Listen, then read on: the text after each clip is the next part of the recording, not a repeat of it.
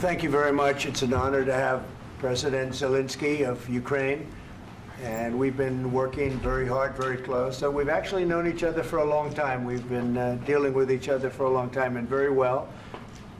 We had a little negotiation spat, but that worked out great, I think, for both countries, I think for the world, actually, beyond both countries. And we have something that is a very fair deal, and we look forward to getting in and digging and working and getting some of the rare earth. But it means we're going to be inside, and it's a big commitment from the United States, and we appreciate working with you very much. And we will continue to do that. We have had some very good discussions with Russia. I spoke with President Putin, and we're going to try and bring this to a close. It's something that you want and that he wants. We have to negotiate a deal. But we've started the confines of a deal, and I think something can happen. The big thing is the number of soldiers, mostly at this point, but soldiers being killed. You're losing thousands of soldiers. So on both sides, we're losing a lot of soldiers, and we want to see it stop. And we want to see the money get put to different kinds of use, like rebuilding. And we're going to be working very hard. But we've had a lot of very good conversations. I will say until we came along, the Biden administration didn't speak to Russia whatsoever. They didn't speak to anybody. They just allowed this to continue. And I will say that, I'll say in front of you, you've heard me say it 1,000 times, if I were president, this war would have never happened. We would have had a deal negotiated for you without having to go through what you've gone through. But your soldiers have been unbelievably brave. We've given them great equipment, but somebody has to use the equipment. They've been unbelievably brave, and we give them great credit. This was supposed to be over very quickly, and here we are 3 years later. So I give tremendous credit to your generals and your soldiers and yourself in the sense that it's been very hard fighting, very tough fighting. They're great fighters. And you have to be very proud of them from that standpoint. But now we want to get it over with. It's enough, right? We want to get it over with. So it's an honor to have you here. Thank you very much for coming. We're going to sign the agreement at the conference in the East Room in a little while, right after lunch. And we'll be having lunch together. We're also discussing some other things. And we appreciate everybody being here. It's somewhat of an exciting moment, but the really exciting moment is when they stop the shooting and we end up with a deal. And I think we're fairly close to getting that, and an honor to have you. And please, you'd like to say something? Yeah, thank you so much, Mr. President. Thank you for the invitation. And really, I hope that this first document, will be a first step to real security guarantees for Ukraine, our people, our children. I really count on it. And of course, we count that America will not stop support. Really, for us, it's very important to support and to continue it. I want to discuss it with details further during our conversation, and of course, the infrastructure or security guarantees. Because for today, I understand what Europe is ready to do. And of course, I want to discuss with you what the United States will be ready to do. And I really count on your strong position to stop Putin. And you said that enough with the war. I think that is very important, Ben, to say these words to Putin at the very beginning of war, because he is a killer and terrorist. But I hope that together we can stop him. But for us, it's very important to, to save our country, our values, our freedom, and democracy, and of course, no compromises with the killer about our territories, but it will be later. And of course, what I wanted, we spoke about it by phone with you, about the drones production. We have very good drones production. I think the best one in the world for today because of the war. Yes, and of course, we need very much the air defense. You have the best air defense in the world, and really you helped us under attacks of Russians. And I want to speak how we can exchange the licenses. We're open to share the licenses of all our drones with you, of course, with the United States. And we need licenses for quick production of air defense. Even after the war, we need our nation to be calm, that we are secure. So that's why we need this air shield. And of course, about this I want to speak about the contingents. I think that France and UK already spoke to you, and we know that Europe is ready, but without the United States, they will not be ready to be as strong as we need. And the last point, last not least, about exchange, about our people and children. And you know that these crazy Russians, that they stolen 20,000 of children, Ukrainian children. They changed their names, they changed their, their families, relatives, and now they're in Russia. We want to bring them back, and really, it's a big dream, task, and goal for me, and our warriors. By the way, Mr. President, we released more than 4,000 warriors from Russian prison, but there are thousands more in the prison. I wanted to share with you some images. How it's just can I now? Yeah, please. Some minutes, 1 minute, 1 minute. Just you to understand in what circumstances, in what situation they are, and what the attitude of Russia to our prisoners. That guys, just you before and after. And you see before and after, just you to understand. Now thousands of such guys, ladies and men, there, and that, so they don't eat, they beat them, and they, they do a lot of, bad things. So out of, even during the war, there are rules. Everybody knows there are rules during the war. So these guys, they don't have any rules. You see that 50, 60 kilograms left, and a lot of such things. And I didn't want to show you what the changes with images of children, because I will just share with you. And I mean, it's looking tragic. Yep, that's tough stuff. Yeah, I wanted very much to give you, and you see. Yeah. This is pastor, by the way. They stolen pastors, because it's not Russian church. They stolen pastors and moved pastors to the prison. At the end of last year, we brought 3 pastors, and we could exchange them.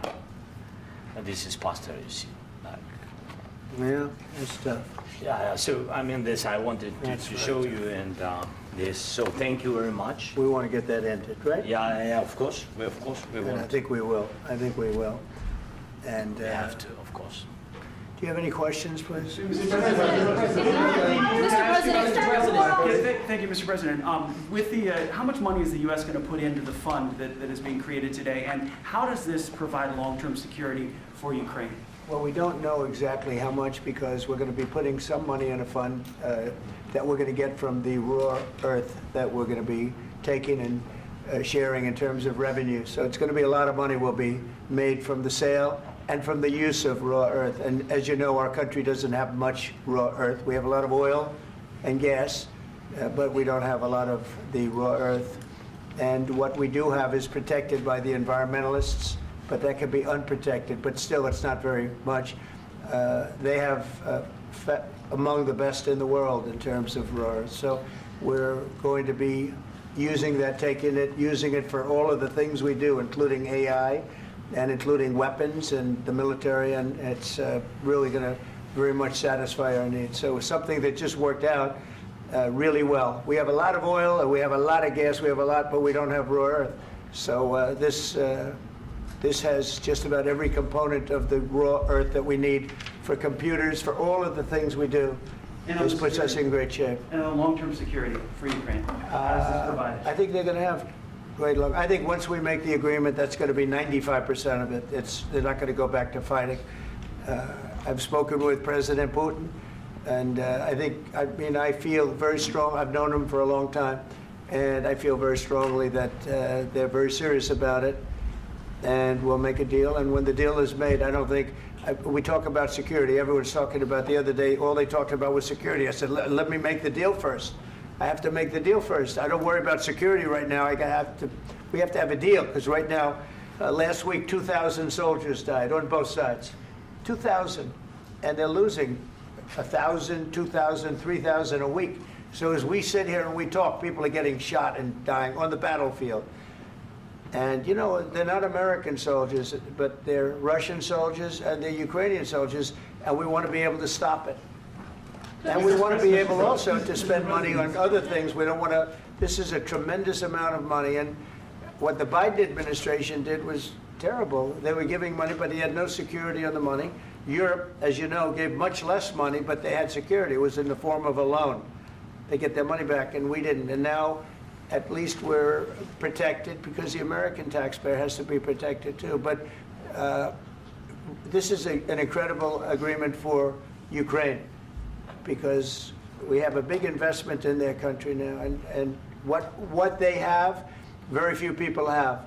And we're able to really go forward with very, very high-tech things and many other things, including weaponry that we're going to use in many locations, but that we need for our country. Mr. President, This allows us to do that. will you continue I'm sorry. sending military aid? Yes, go ahead, please. If I can just, yes. In the document, there is one of the very important points. If we speak about business and investment, we never had LNG terminals in Ukraine. This document will open. I mean, the next documents, but anyway, here we see in the framework, we see really goodwill for this. LNG terminals for us is very important, and I think for security of European continent. We have the biggest storage, gas storage. We have the biggest in Europe. Yes, yes, and we can use it. Use it for LNG. Use it for LNG, and we will do it. And really, we can help Europe because Europe really helped. President Trump said that they made less support, but they are our friends and they are our very supportive partners. They really gave a lot, Mr. President. They did. They did. They gave a lot, but they gave much less. No.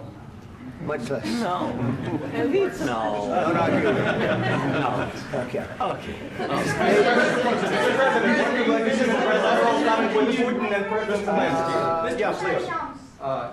Mr. President Trump, you have repeatedly called the deal with Ukraine as a historical one.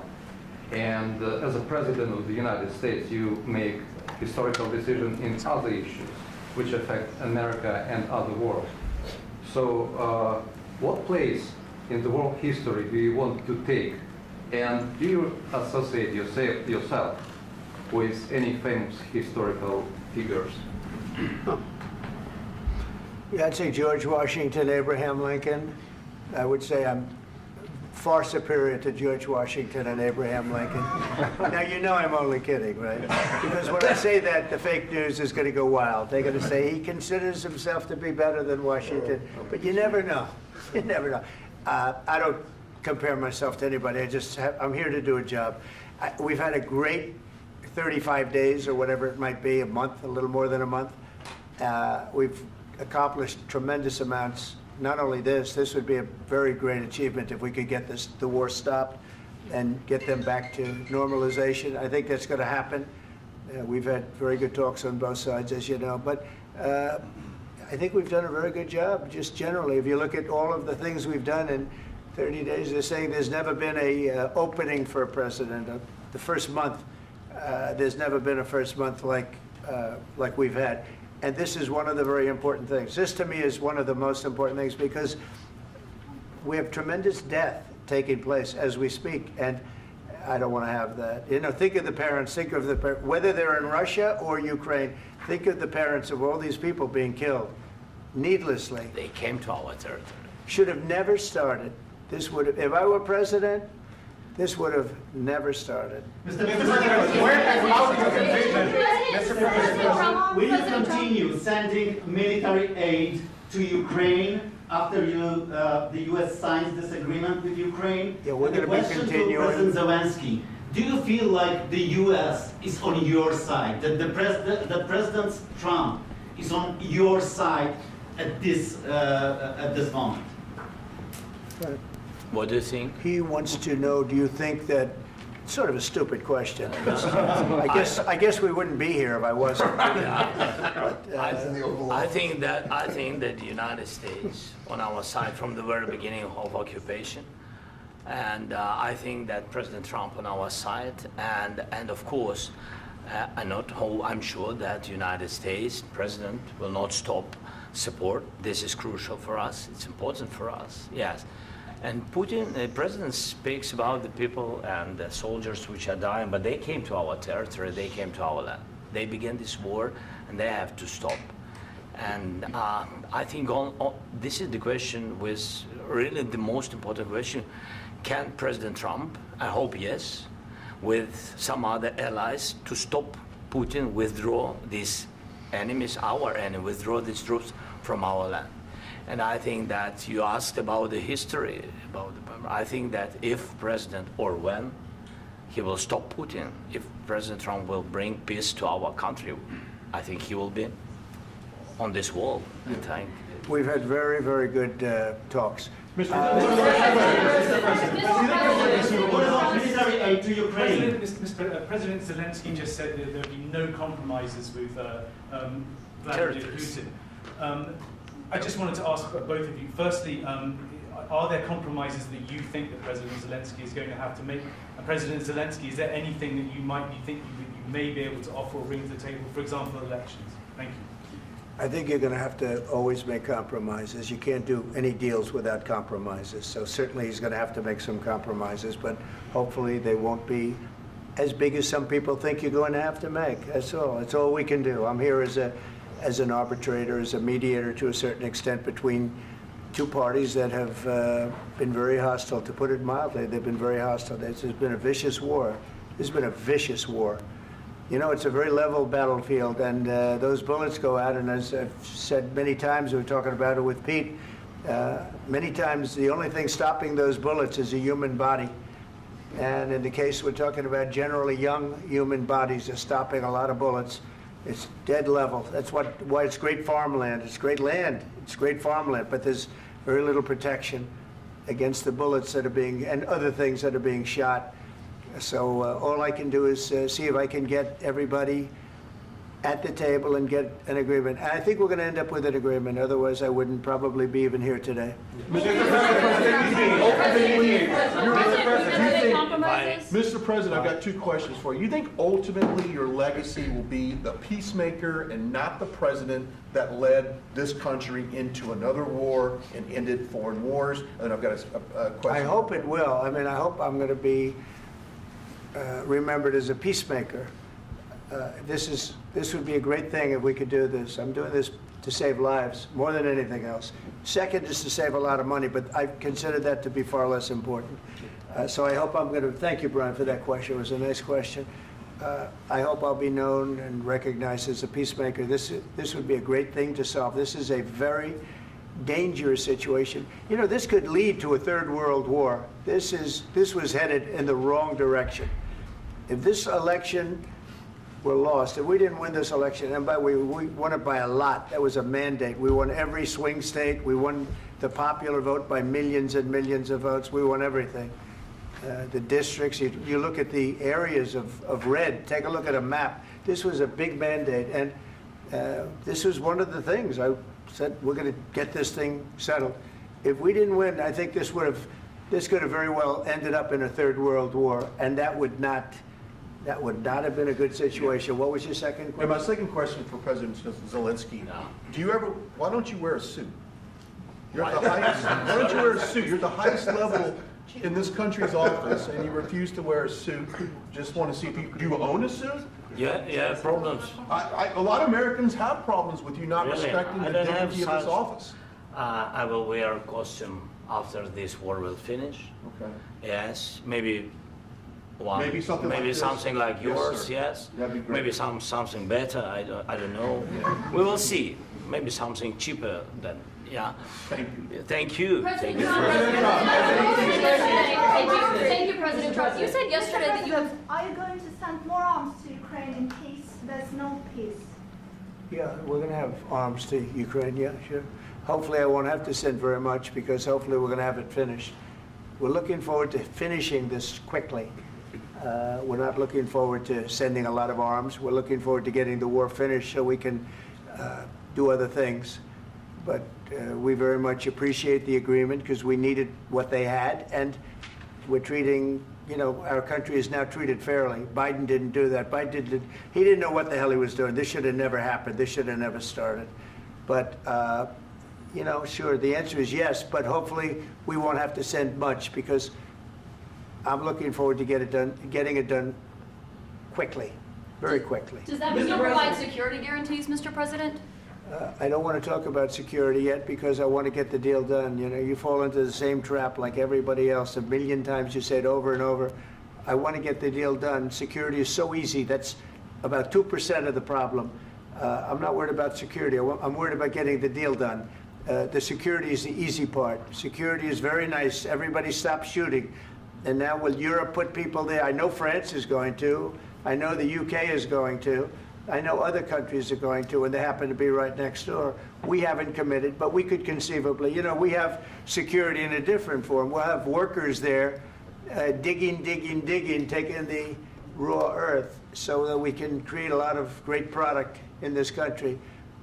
So in that sense, you have something, but we haven't determined that yet. I will say, in speaking to France and in speaking to, and they were here, as you know, last week and just the other day, they have committed to a lot of security. I don't think you're going to need much security. I think once this deal gets done, it's over. Russia's not going to want to go back, and nobody's going to want to go back. When this deal ends, I really believe this deal is going to be over. Question? Yeah, please go ahead. Go ahead. Thank you, Mr. President, thank you.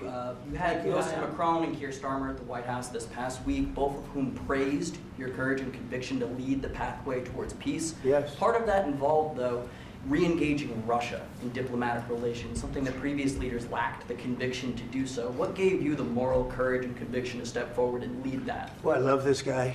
Who are you with? One American News, sir. Well, that's why I like him. One American News does a great job. I like the question.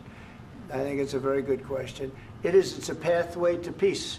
It's a pathway to getting something solved.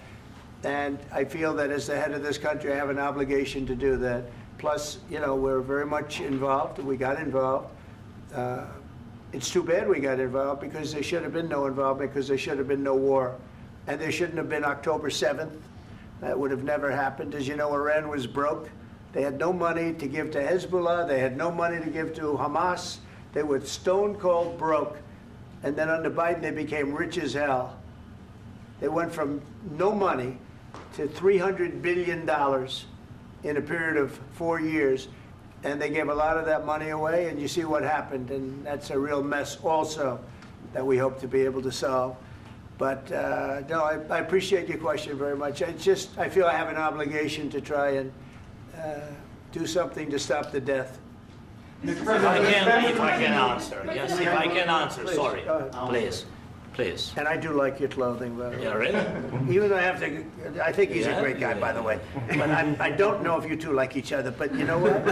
I think he's dressed. I like this guy. I don't know I think him. he's dressed beautifully. So I have more serious things than answer on such Yeah, questions. sure, that's I will okay. answer on more serious That's a good questions if statement. I can. That's good. Yeah. So please, about security guarantees and about just ceasefire. We can't just speak about ceasefire and speak and speak. It will not work. Just ceasefire will never work because I'm like a president. I have this experience, and not only me. Ukraine before my presidency, from the 2014, Putin broken 25 times. 25 times he broken his own signature. 25 times he broken ceasefire. But he never broke to me. He never broke to me. No, you were the president. You were the president during. He never broke to me. In 2016, you've been the president, Mr. President. You've been the president, but he had, of course, not with you, but he had during those periods. He had conversations with our side, and we had Normandy format. You know, the France, Germany, Ukraine, and Russia, and he broken 25 times. That's why we will never accept just ceasefire. It will not work without security guarantees. Security guarantees, maybe President is right about this document and other, but this document is not enough. Strong army is enough because his soldiers afraid, Putin's soldiers afraid of our soldiers when we're strong enough. If we are not strong enough, if we are empty, if our storage is empty, we can't defend our land.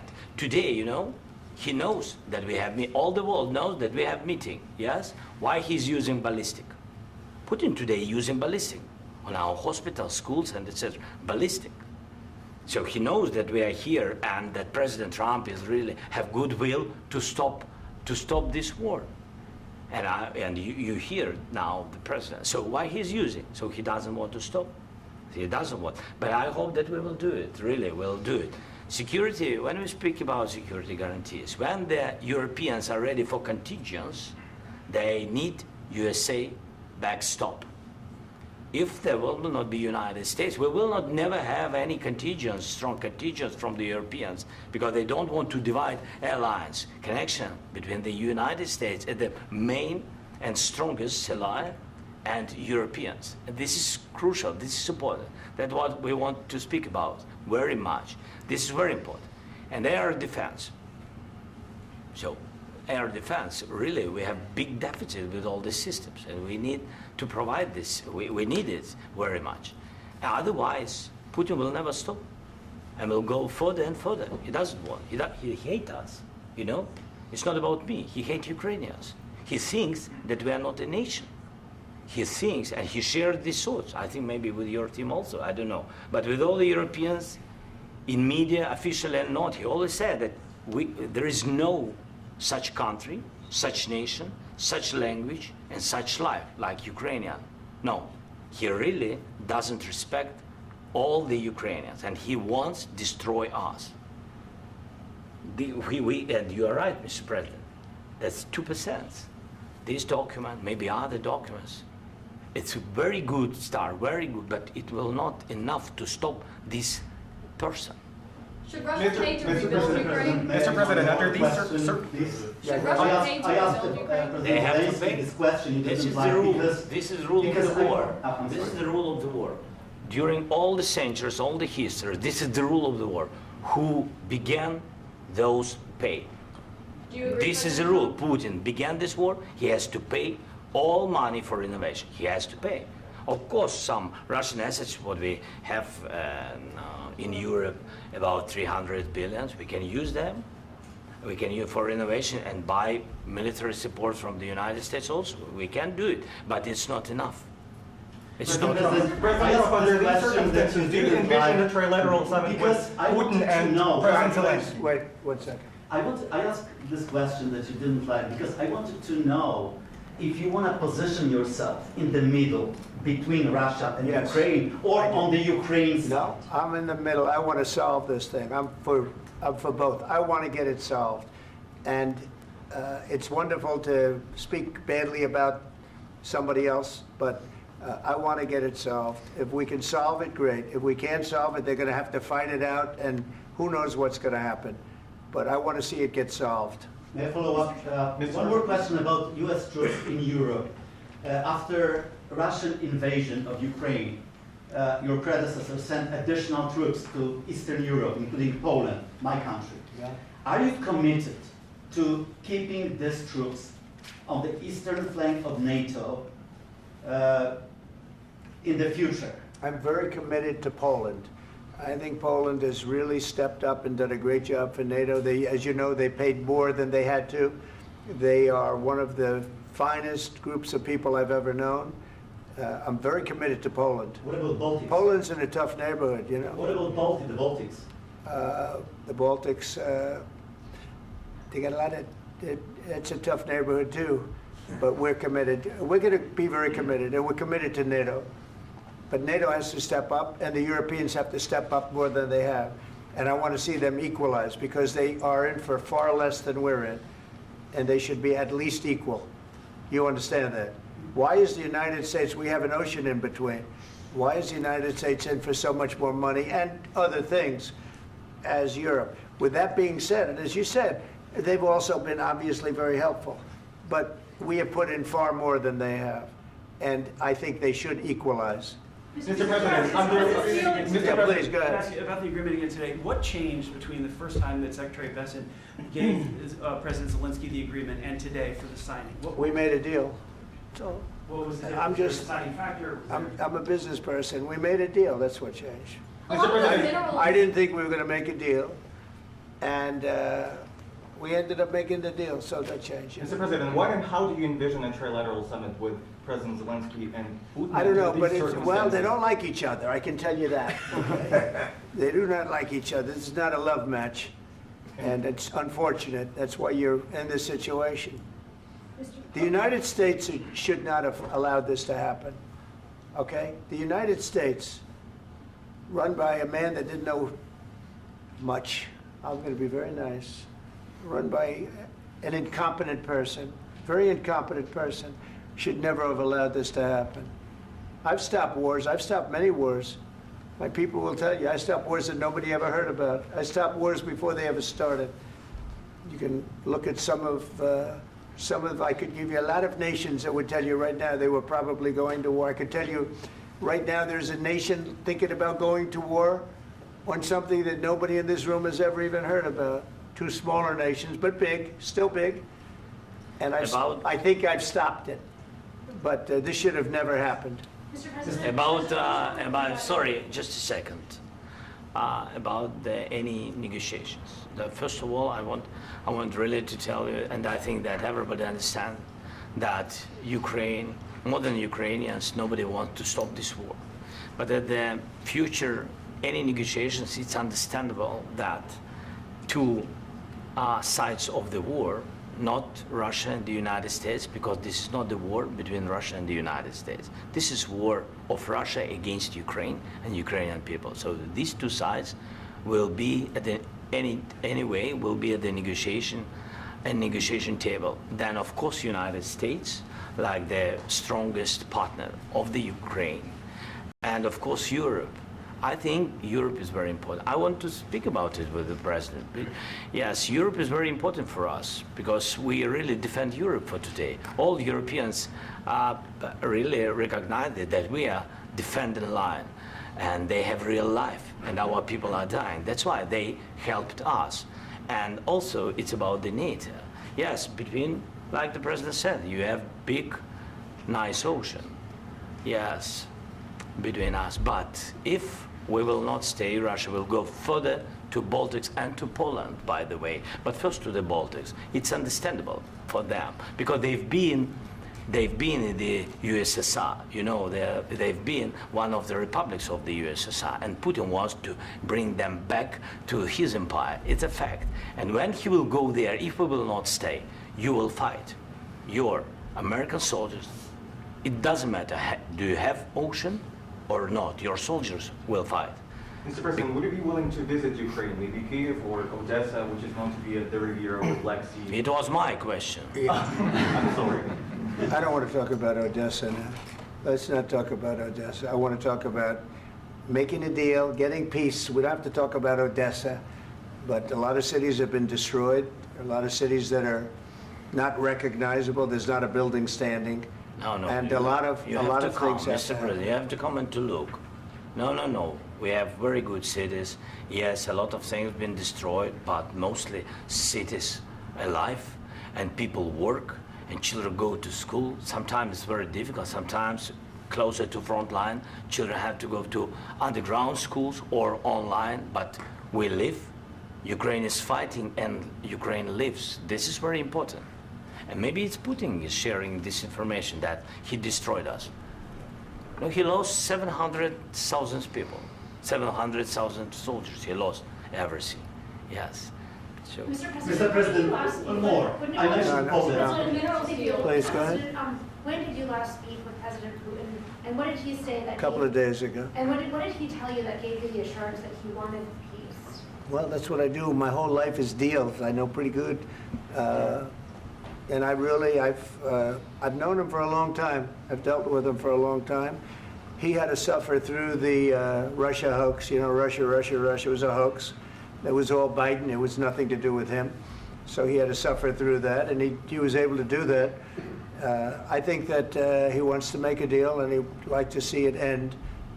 That's all I do. That's what I do. My whole life, that's what I do, is make deals. And I'm in the middle of a mess, because this is a real mess. It's a very dangerous one. If this doesn't get solved now, it's not going to get solved for a long time. So I hope we're going to get it solved. In the back, please. Thank you, Mr. President. Prime Minister Starmer claimed repeatedly that his government believes in free speech and was not engaged in censorship. But his country's government arrests people for memes and thought crimes, and even more worrisome is pressuring American companies to censor Americans on its behalf.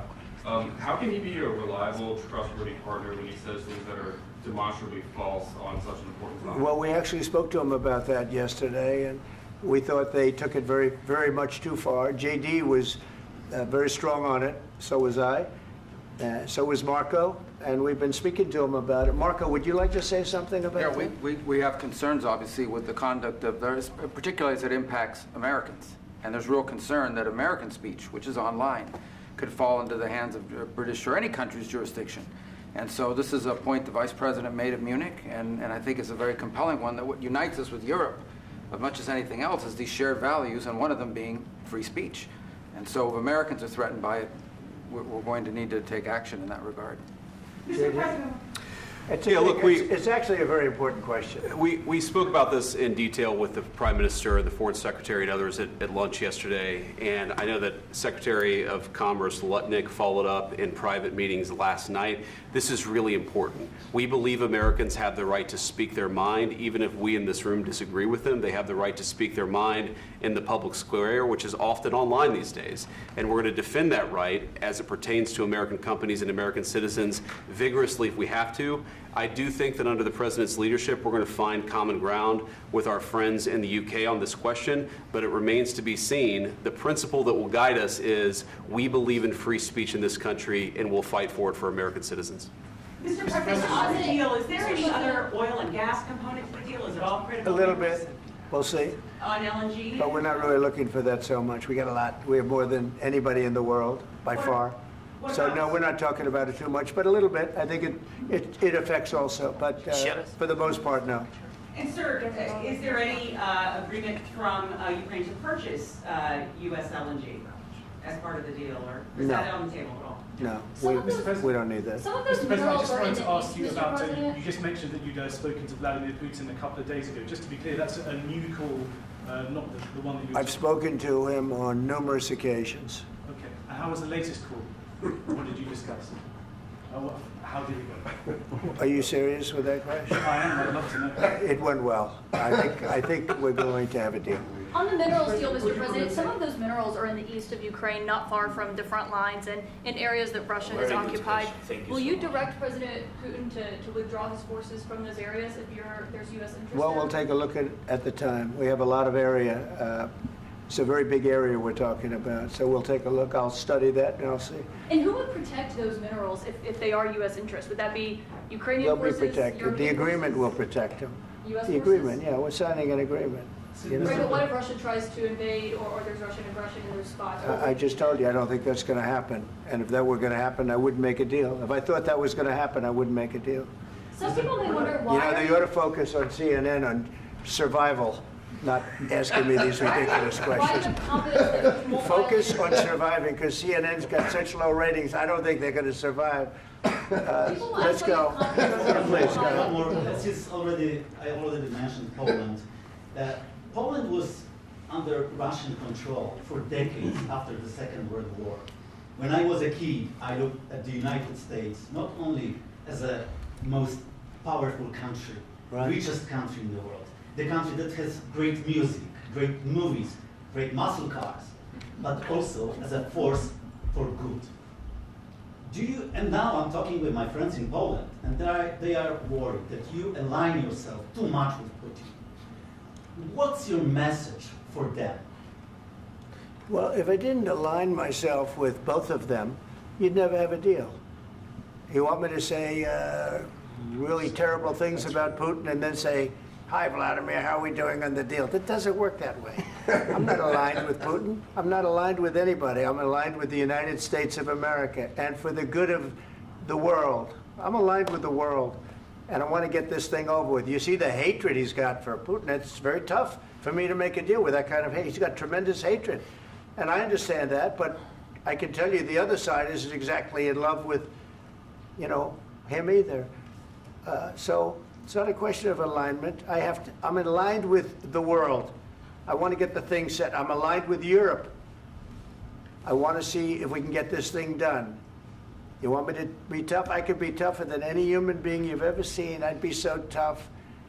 But you're never going to get a deal that way, so that's the way it goes. All right, one more question. Hey, I want to respond to this. So look, for 4 years in the United States of America, we had a president who stood up at press conferences and talked tough about Vladimir Putin, and then Putin invaded Ukraine and destroyed a significant chunk of the country. The path to peace and the path to prosperity is maybe engaging in diplomacy. We tried the pathway of Joe Biden of thumping our chest and pretending that the President of the United States' words mattered more than the President of the United States' actions. What makes America a good country is America engaging in diplomacy. That's what President Trump is doing. Can I ask you? Sure. Yeah? Yeah. Okay. So he occupied it, our parts, big parts of Ukraine, part of East and Crimea. So he occupied it on 2014. So during a lot of years, so I'm not speaking about just Biden, but those time was Obama, then President Obama, then President Trump, then President Biden, now President Trump, and God bless, now President Trump will stop him. But during 2014, nobody stopped him. He just occupied and took. He killed people. You know what the contact line? 2015. 2014. 2014 and 2015. 2014. Yeah. So I was not here. Yeah, but that's exactly right. Yes, but during 2014 till 2022, yeah, the situation the same. The people have been dying on the contact line. Nobody stopped him. You know that we had conversations with him, a lot of conversations, my bilateral conversation, and we signed with him, me, like a new president. In 2019, I signed with him the deal. I signed with him, Macron and Merkel, we signed ceasefire. Ceasefire. All of them told me that he will never go. We signed him with gas contract. Gas contract. Yes, but after that, he broken this ceasefire. He killed our people and he didn't exchange prisoners. We signed the exchange of prisoners, but he didn't do it. What kind of diplomacy, JD, you are speaking about? What do you mean? I'm talking about the kind of diplomacy that's going to end the destruction of your country. Yes, but if you Mr. President, with respect, I think it's disrespectful for you to come into the Oval Office and try to litigate this in front of the American media. Right now, you guys are going around and forcing conscripts to the front lines because you have manpower problems. You should be thanking the President for trying to bring an end to this conflict. Have you ever been to Ukraine that you say what problems we have? I have been to. Come once. I've actually watched and seen the stories, and I know what happens is you bring people, you bring them on a propaganda tour, Mr. President. Do you disagree that you've had problems bringing people into your military? And do you think that it's respectful to come to the Oval Office of the United States of America and attack the administration that is trying to prevent the destruction of your country? A lot of questions. Let's start from the beginning. Sure. First of all, during the war, everybody has problems, even you, but you have nice ocean and don't feel now, but you will feel it in the future. God bless. You don't know that. God bless. You don't God know bless. that. You will not have a war. Don't tell us what we're going to feel. We're trying to solve a problem. Don't tell us what we're going to feel. I'm not telling you. Because I'm you're in no answering on position this to question. dictate that. That's Remember exactly what this. you're doing. You're in no position to dictate what we're going to feel. You We're going to feel very you will good. Feel influence. We're going to feel very I'm good and telling very you, strong. You will feel influence. You're right now not in a very good position. You've allowed yourself to be in a very bad position, and he happens to be right about it. From the very beginning of the war. You're not in a good position. You don't have the the cards right now. With us, you start having not playing cards. cards. Right now, you don't. I'm You're playing serious, cards. Mr. President. You're I'm playing very cards. serious. You're I'm gambling the with the president lives in of war. millions of people. You think You're you- gambling with World War III. what you're You're speaking gambling about? with What you're World speaking War about? III. And what you're doing is very disrespectful to the country, this country. That's with back all to respect to you. your Far country. more than a lot of people said very they respect. should have. Have you said thank you once? This A lot entire of meeting? times. No, in this Even entire meeting, today. have you said thank Even you? today. You went to Pennsylvania and campaigned for the opposition in October. Offer some words of appreciation for the United States of you're America speaking about? and the president who's trying to save your country. Please, you think that if you will speak very loudly about the war, you He's can... not speaking loudly. He's not Yeah. speaking loudly. Your country's in big trouble. Can I Wait a answer? minute. No, Can you've I done a lot answer? of talking. Your country is in big trouble. I know. You're not I winning. know. You're not winning this. You have a damn good chance of we are coming out staying, okay because of Mr. us. President, we are staying in our country, staying strong from the very beginning of the war. We've been alone, and we are thankful. I said thanks You haven't in been this alone. cabinet, You and haven't not been only alone. in this We cabinet. gave you, through I this said thank stupid you. president, $350 billion. You voted We gave for you your military president. equipment, You and you voted men for are your brave, but they had to use our military. What about If you didn't have You our invited military me- equipment, You invited if me you to didn't speak. have our military equipment, this war would have been over in 2 weeks. In 3 okay? days, I heard it from Putin. In 3 days, this is something Maybe new. less. In 2 weeks, of course, yes. It's going to be a very hard thing to do business like this. I Again, tell you. just say thank you. I said a lot of times thank you to American people. Accept that there are disagreements, and let's go litigate those disagreements rather than trying to fight it out in the American media when you're wrong. We know that you're wrong. But you see, I think it's good for the American people to see what's going on. I understand, sir. I think it's I very understand. important. That's why I kept this going so long. You have to be thankful. You I'm- don't have the I'm cards. thankful. You're buried there. Your people are dying. tell you You're again, running low I know. on soldiers. Don't- Listen, don't, please, you're running Mr. low on President. soldiers. It would be a damn good thing. Mr. And then President. then you tell us, I don't want a ceasefire. I don't want a ceasefire. I want to go and I want this. Look, if you could get a ceasefire right now, I tell you, you take it so the bullets stop flying and your men stop getting killed. Of course, we want to stop the war. But you're I saying said- you don't want a ceasefire. But I said to you, I want a with ceasefire. guarantees. Because you'll get a ceasefire faster than an agreement. Ask our people about ceasefire, what they think. That wasn't it doesn't with matter me. for you what That what wasn't this with me. means. It That was wasn't with you. a guy named Biden who was not a smart person. This That is was your, with, this that was is with your Obama. president. It was your president. Excuse me. That was with Obama, who gave you sheets, and I gave you javelins. Yes. I gave you the javelins to take out all those tanks. Obama gave you sheets. In fact, the statement is Obama gave sheets and Trump gave javelins.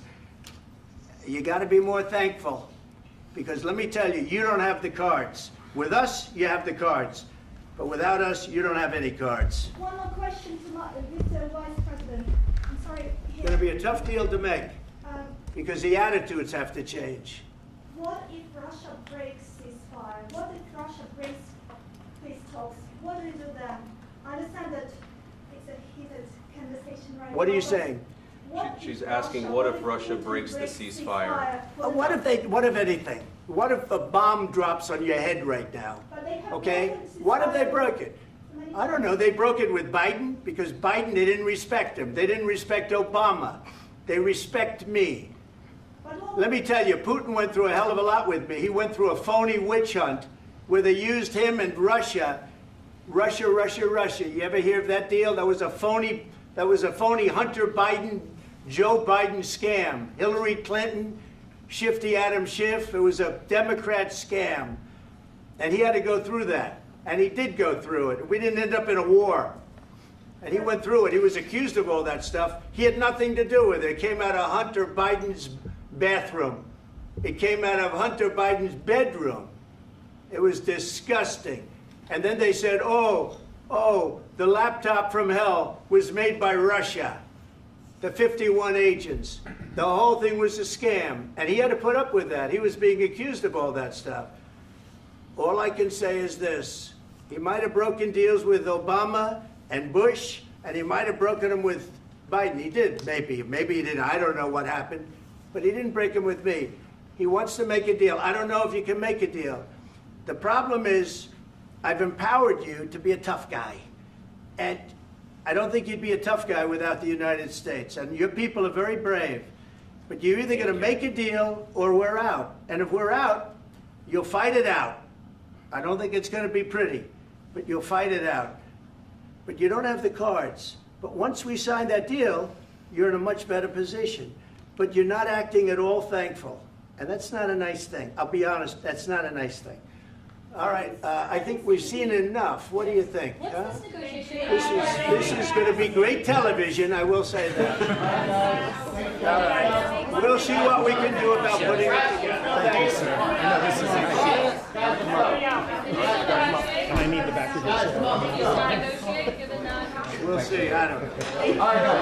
Guys, come on. Please. Hey, guys, come on, let's move. Guys, come on, let's move.